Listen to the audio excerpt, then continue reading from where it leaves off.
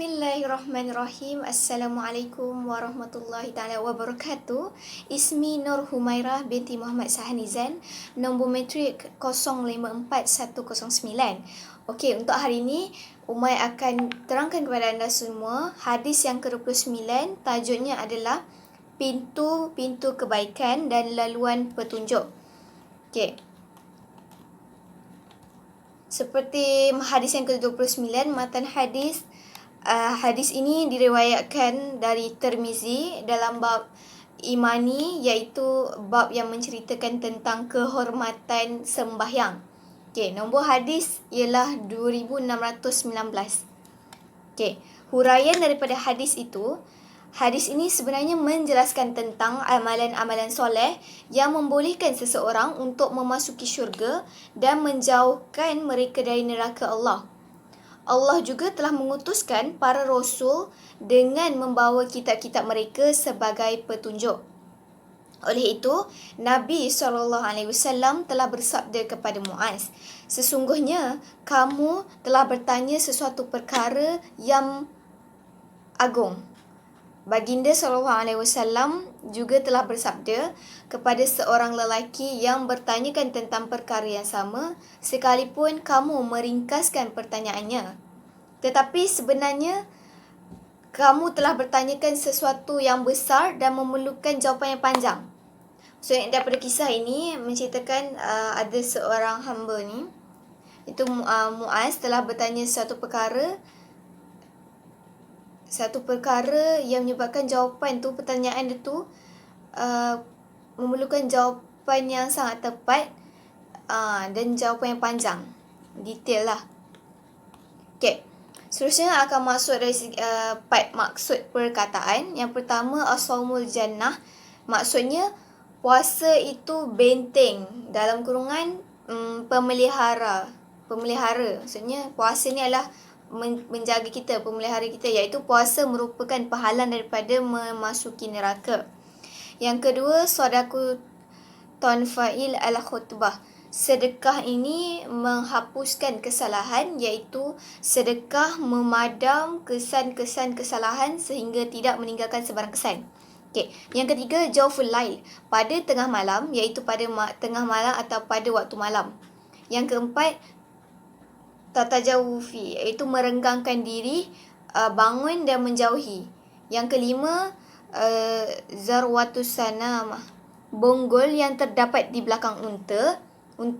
Belakang unta punya bonggol. Okey, perkataan ini merupakan simbolik ataupun kinayah yang menjelaskan maksud sebenar ialah perkara paling penting yang bagi sesuatu.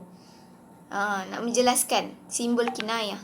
Yang keenam, yakbu, menghumban, maksudnya dicampakkan ke dalam neraka. Yang ketujuh, hasaidu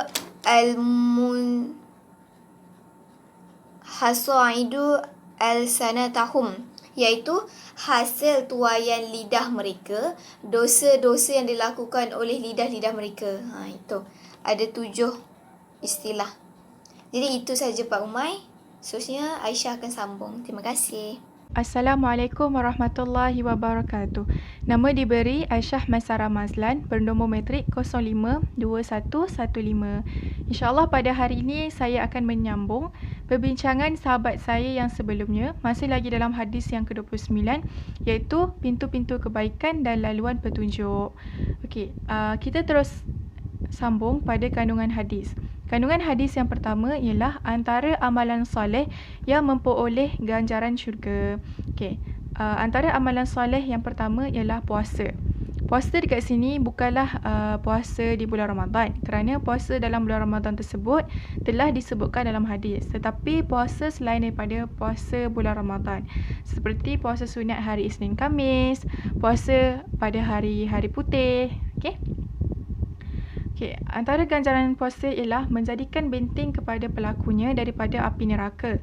Hal ini kerana orang yang berpuasa sentiasa menahan dirinya daripada syahwat. Seseorang Muslim berpuasa mematuhi suruhan Allah Subhanahu Wa Taala. Ini akan mendekatkan mereka kepada takwa, kerana takwa ialah melaksanakan segala perintah Allah Subhanahu Wa Taala dan meninggalkan larangannya. Okey.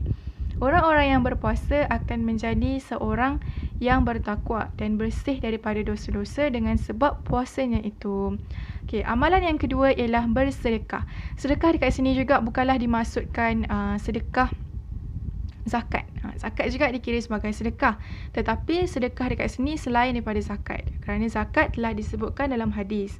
Contohnya seperti menginfakkan harta-harta RM2, pakaian kepada orang-orang yang memerlukan, anak yatim, orang-orang yang miskin. Okay?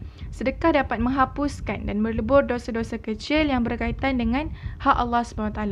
Dosa besar tidak akan terhapus kecuali dengan taubat kepada Allah SWT. Dan dosa dengan anak Adam tidak akan terhapus kecuali dengan tuan miliknya. Sedekah merupakan satu pintu besar untuk melakukan amalan selainnya. Okay. Amalan yang ketiga ialah solat malam.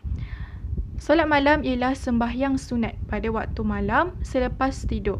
Solat juga dianggap sebagai tiang agama dan amalan pertama yang dihitung oleh Allah SWT pada hari akhirat kelak.